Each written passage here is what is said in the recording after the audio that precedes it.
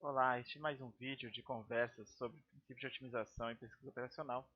E neste vídeo nós vamos falar um pouquinho sobre os métodos computacionais para otimização irrestrita.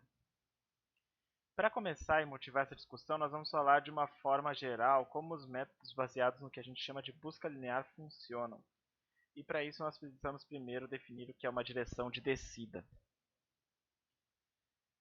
A direção de descida, ela é um dos princípios mais importantes em otimização, principalmente na otimização baseada em busca local, né, em busca a partir de um certo ponto. E a ideia é bem simples. Imagine que você tenha um certo ponto x aqui e que você tenha as curvas de nível da sua função ordenadas de menor para maior. Então, a 3 aqui é a menor, a 2 é maior que a 3 e a 1 maior que a 3. Então, sua função está crescendo nesse sentido para fora, né? O gradiente da função nesse ponto x, vou marcar ele de novo aqui para ele ficar mais fácil de ler, porque ele ficou meio estranho agora. O gradiente da função nesse ponto x aponta a direção de maior crescimento. E ele também é o vetor normal aí ao plano tangente às curvas de nível. Então, se o meu gradiente aponta a direção de maior crescimento, para que eu decresça a minha função, se eu estou pensando num problema de minimização, f de x e o x sem restrições, uma direção que pode ser interessante é qualquer direção que aponte para dentro, aqui quando comparada com o meu plano tangente. Qualquer direção para cá vai em direção às curvas de nível de valor menor de função. Qualquer direção exatamente tangente, pelo menos num passo pequeno, não melhora nem piora a minha função, né? Fica mais ou menos igual. E qualquer direção aqui que aponte num sentido mais próximo aí do gradiente vai levar ao aumento da minha função. Então nós definimos uma direção de descida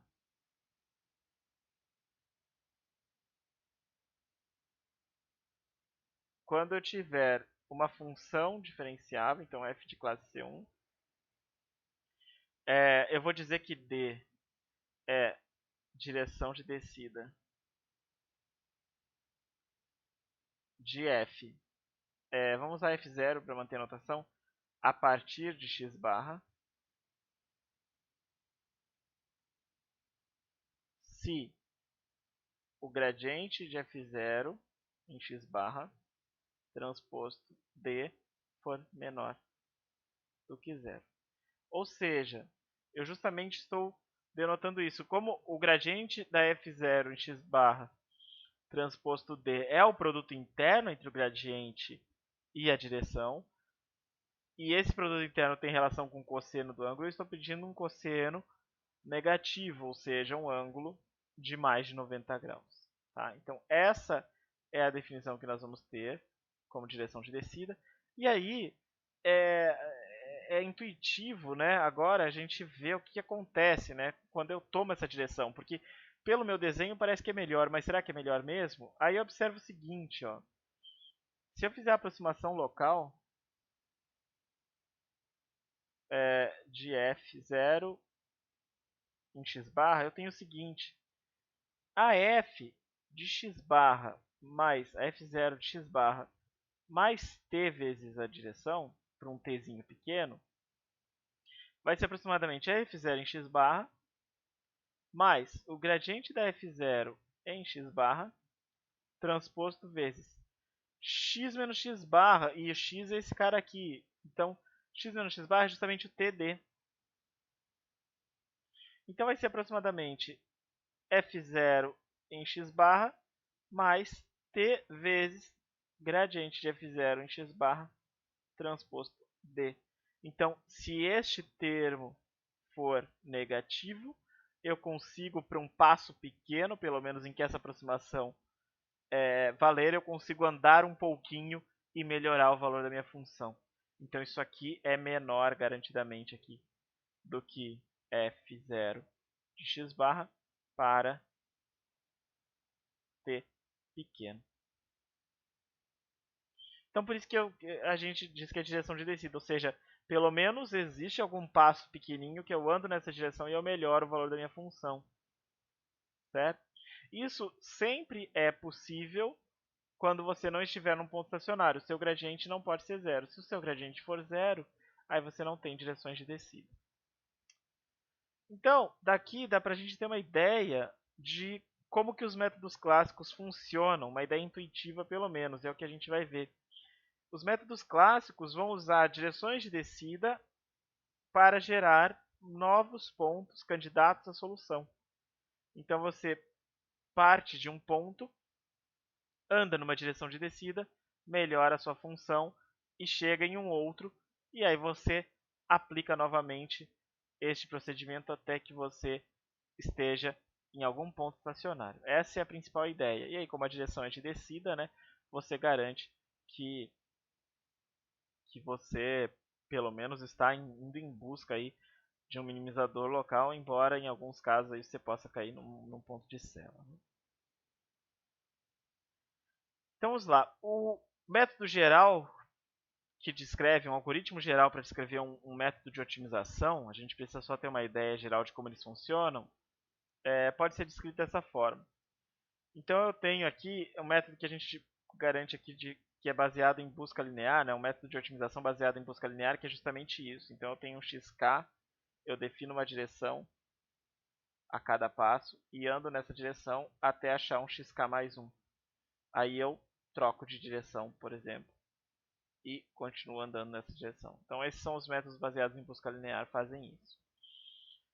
Então, o meu ponto inicial é um dado importante do problema, você tem que dar um chute inicial, nem que seja completamente aleatório, mas você precisa de um chute inicial, você tem que fornecer a função objetivo, você precisa fornecer uma precisão, a gente já vai ver por que é importante essa precisão, e um número máximo de iterações, porque pode ser que o seu método trave, né, e não consiga convergir aí para a sua solução. O resultado pode ser E2, né? Então você pode achar um minimizador local ou você pode fracassar. Você vai contar as iterações e repetir isso enquanto você não chegar no número máximo de iterações ou num ponto aí que seja praticamente estacionário. Então por isso que está aqui, ó, norma menor do que epsilon, essa é a sua precisão. Você vai repetir o quê? Você vai pegar o seu ponto atual, seu iterando atual, e definir uma direção de descida a partir dele. Por busca linear, você vai achar um tamanho de passo que decresça a sua função. Como é que se faz essa busca linear? Você pode fazer por backtracking, um procedimento que a gente chama de backtracking. Que é basicamente, começa com alfa igual a 1, testa essa condição. Se alfa igual a 1 funcionou, perfeito. Se não funcionou, você diminui o alfa e testa de novo. Diminui o alfa, testa de novo, até que essa condição seja satisfeita, ou seja, até que você chegue num ponto melhor do que o seu atual. E aí você, pronto, atualiza esse seu ponto. Então o seu próximo candidato é esse ponto que você testou, e aí volta no início. Escolhe uma direção de descida, determina o passo, e assim vai. Então quais são os pontos chaves aqui? Os pontos chaves são, basicamente, como é que você define a sua direção de descida. E outra questão é se esse teste aqui é suficiente ou não. A direção de descida a gente já vai ver na sequência. O teste a gente já pode dizer que não. Esse teste pode levar, pessoal, a gente a ter convergência extremamente lenta. Por exemplo, você tem essa função objetivo aqui. Esse teste ele só testa decréscimo. Então você pode ter um decréscimo bem pequenininho de uma iteração para outra e ficar numa oscilaçãozinha aqui que na prática vai estourar o seu número de iterações máxima aí e não é satisfatório. Então você pode ter convergência lenta. E você pode até gerar soluções, num caso muito patológico, gerar sequências que não convirjam para um ponto que seja minimizador. Então o que você faz? Você troca essa condição por uma condição que a gente chama de condição de Armijo. A condição de Armijo, ela está implementada agora no nosso método PAT2 aqui, que é o seguinte: a condição de Armijo, ela é esta condição aqui. Então, na verdade, você precisa que seja menor ou igual, né? Essa aqui é a condição contra Armijo. Então, a condição de Armijo vai testar se f de xk mais alfa dk é menor ou igual que f de xk mais c vezes alfa gradiente de f0 de xk transposto d. Ou seja, isso aqui é a derivada, é como se você estivesse pedindo algo do tipo, você está aqui, aqui está a sua função, e você pede uma condição de decréscimo baseada aí um pouquinho na sua derivada da função naquele ponto. Esse c aqui é um número entre 0 e 1, normalmente. E essa condição aqui, ela garante convergência, tá? A condição de Armijo, ela tem essa vantagem. Então, o que você faz, né? Para você definir o passo a cada iteração, você faz o backtracking usando ela como sua condição de teste. Então, você testa se a condição de Armijo funcionou ou não, e aí você faz o backtracking, ou seja, você diminui o seu tamanho de passo por um fator beta e testa de novo até que você consiga garantir a condição de Armijo. Então ela pede um pouquinho mais aí para você do que o simples decréscimo, né? Lembrando que este termo que aparece aqui na condição de Armijo é menor que zero. Então se você pedir que a f em xk mais alfa d seja menor do que este termo mais um número negativo aqui, você está pedindo uma coisa um pouco mais apertada aí do que o normal. Tá bom? Então, esse é um detalhe de implementação, mas ele ajuda a gente a garantir convergência.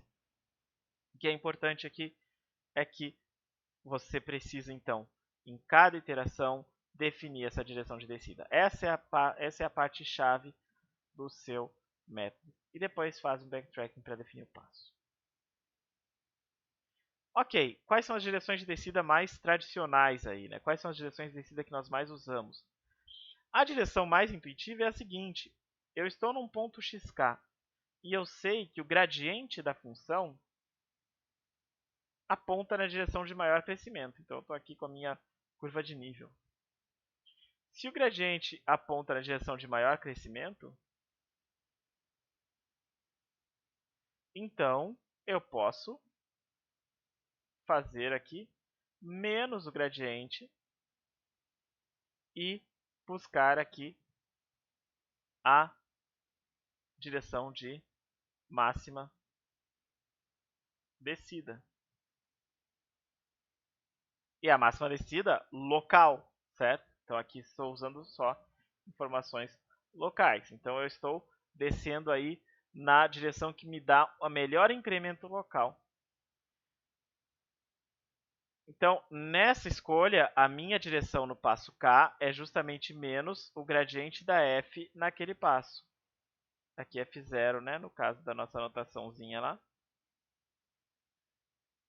Perfeito. Essa direção de máxima descida, ela tem algumas vantagens. Qual que é uma vantagem? Ela é uma direção simples. Mais simples, mas mais ou menos. Eu preciso calcular um gradiente, mas normalmente as direções pedem mais do que isso. Então, nesse caso, ela é relativamente simples. Mas qual que é a desvantagem? A desvantagem é que ela cria um efeito chamado zigue-zague, que é caracterizado por, quando você vai se aproximando da sua solução ótima, as curvas de nível vão ficando tão apertadas que você começa a ter praticamente movimentos em direções alternantes, mudando muito a direção. Você não leva em conta como que a sua concavidade está te levando para a solução ótima, você leva só o gradiente em conta, olha para onde ele aponta a direção de maior descida e desce, né? Então você acaba causando essas mudanças abruptas aqui de direção, e isso acaba no final levando a uma convergência um pouco mais lenta do que o esperado, tá? Isso é terrível, catastrófico? Não, mas existem métodos melhores com direções mais caras também. Então é uma questão de observar o que a gente consegue fazer. Tá bom? Uma coisa importante, essa demonstração de que o zigue-zague de fato acontece você consegue fazer quando você faz uma busca que a gente chama de busca exata. Ou seja, você consegue mostrar quando você tem uma quadrática e você calcula alfa que minimiza esse valor. Então, você realmente a solução de min em alfa maior ou igual a zero de f de xk mais alfa dk. Você minimiza esse cara em alfa. Isso aqui é o que a gente chama de busca exata. No caso da busca exata, nós conseguimos mostrar que o zigue-zague de fato acontece mesmo para funções simples como as funções quadráticas. Tá bom? Então está lá como exercício na lista. Deem uma olhadinha nesse ponto aqui. Bom, o próximo passo é o seguinte, né? Uma outra escolha clássica, então, é a direção de Newton, que faz o seguinte. Vamos pensar primeiro num problema quadrático.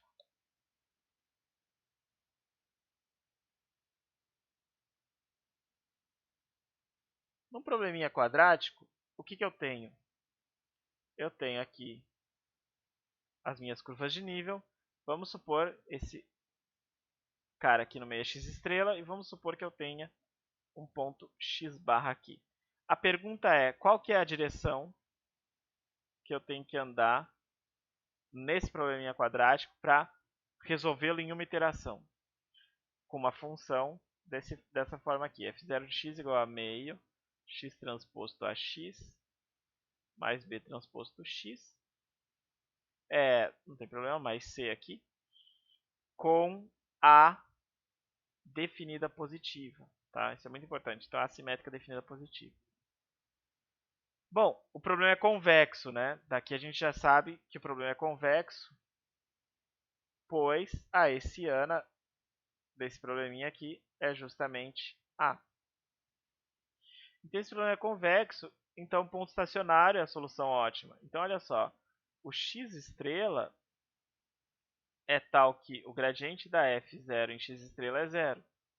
Então, daqui eu tiro que o seguinte, o gradiente da f0 é ax mais b. Então, eu tenho ax estrela mais b é igual a zero.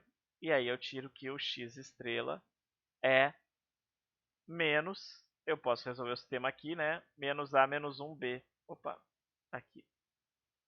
Menos a menos 1b. Esse é o meu x estrela. Então, qual que é a direção aqui? A direção é justamente o x estrela menos o x barra, que é menos a menos 1b menos o x barra. Eu vou reescrever isso aqui de uma forma mais desagradável, que é a seguinte, eu vou pegar a menos 1 e colocar em evidência, eu vou ficar com menos a menos 1b menos a menos 1 a x barra, né? Então, eu fiquei com isso aqui. Então, daqui eu tiro o seguinte, ó, olha só que legal. A direção é menos a menos 1, então, a x barra mais b. E quem são esses caras em função da f0? Essa aqui é a hessiana, né? E esse aqui é o gradiente. Opa, esse aqui é o gradiente da f0 em x barra. Então, aqui é a hessiana com menos 1 ali, né? A hessiana inversa. Qual que é a ideia do método de Newton, né?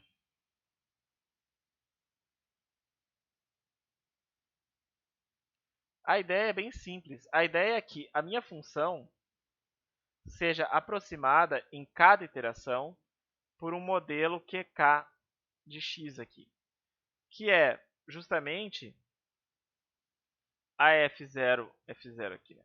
A f0 em xk mais gradiente da f0 em xk transposto x menos xk mais a hessiana da f0 aqui.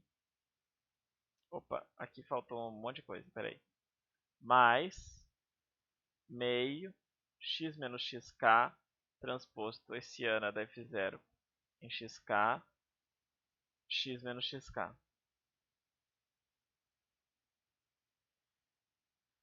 Então, a ideia é que o método de Newton, a cada passo, minimiza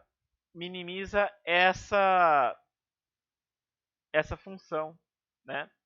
E o mínimo dessa função, a gente já viu, o mínimo dessa função é este cara aqui tem que ser igual a menos a hessiana vezes menos a hessiana menos 1 vezes o gradiente. Então você sabe que a solução do problema local é xk mais 1 menos xk igual a menos a hessiana em xk menos 1 gradiente da f0 em xk. E aí, olha que legal, este cara aqui é justamente a direção. É o cara que me leva de xk a xk mais 1. Então, a direção de Newton é menos a hessiana em xk inversa gradiente da f em xk. Quais são as vantagens? Vantagem, resolve muito mais rápido os problemas então, e resolve problemas quadráticos em uma iteração. Então aqui eu tenho uma convergência rápida e a gente pode mostrar que ela é quadrática. Então ela é muito melhor do que a convergência do método de máxima descida, que pode se mostrar também que é linear. Então aqui, a cada passo, você chega que a norma do erro vai convergindo muito mais rápido do que no método do gradiente. Qual que é a desvantagem? Eu tenho que calcular a hessiana, então eu dependo da hessiana.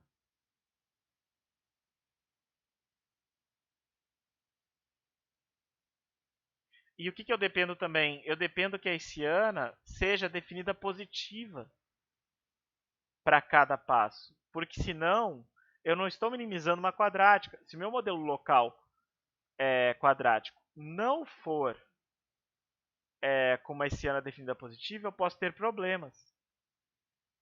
Eu posso ter muitos problemas se não tiver essa hessiana sempre definida positiva. Então, você depende da hessiana, e aí olha só, né? Então você tem o seguinte, a sua direção, dk, é menos a hessiana menos 1 vezes o gradiente. Eu posso ver a direção dk é de descida? Essa é uma pergunta interessante. E aí o que eu faço? Eu vou calcular gradiente de f0 em xk transposto dk. E aí o que eu tenho aqui? Se eu fizer essa conta, eu vou ficar com menos gradiente de f0 em xk transposto hessiana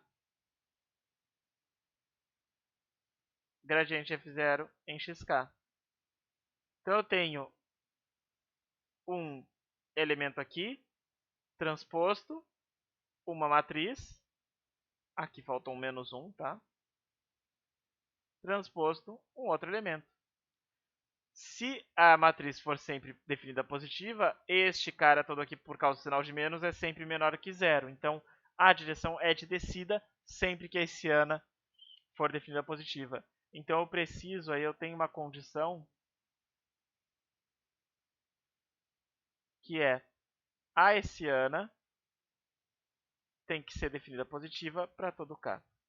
E isso pode não acontecer, certo? Dependendo da sua função, você cai em uma região que o seu modelo quadrático local fique com uma hessiana indefinida, ou fique com uma hessiana, no pior dos mundos também, definida negativa. Então você pode ter problemas. O que você faz? Quando a hessiana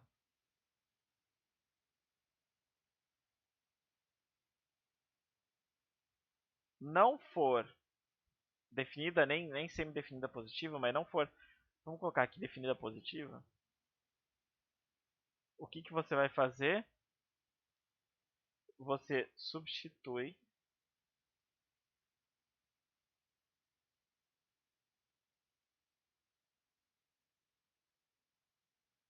por hk igual a d quadrado f0 em xk mais um mi identidade.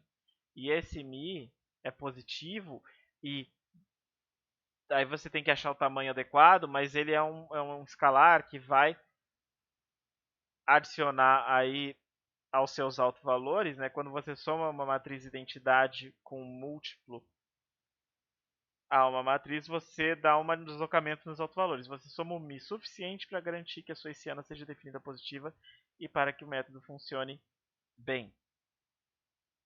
Tá bom? Então, você tem aqui algumas diferenças aí. O método de Newton tem algumas coisas a mais, mas ele também garante uma convergência mais rápida e resolve problemas quadráticos em uma iteração. Então, você tem essas vantagens. A desvantagem é o cálculo da essiana. E aí, no meio tempo, no meio do caminho, né, no meio termo aí, existem os tais métodos quase Newton, que estão discutidos lá na apostila. Dois muito famosos, que é o DFP e o BFGS, e que são métodos que são usados na prática, porque eles combinam as duas coisas. Eles trazem mais informações do que a máxima descida, mas eles também não são tão difíceis de implementar quanto o método de Newton. E aí, na prática, eles são os métodos que são mais utilizados hoje em dia, tá? Na apostila eles estão discutidos, a gente não vai entrar nos detalhes desses métodos aí. Eles estão implementados em grande parte dos pacotes de otimização, então vocês podem ter aí em mente que eles fazem esse combinado entre eles fazem o meio do caminho, na verdade, entre a direção de máxima descida e a direção de Newton.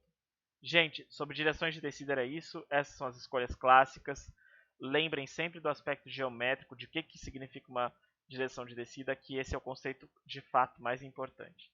Muito obrigado pela atenção.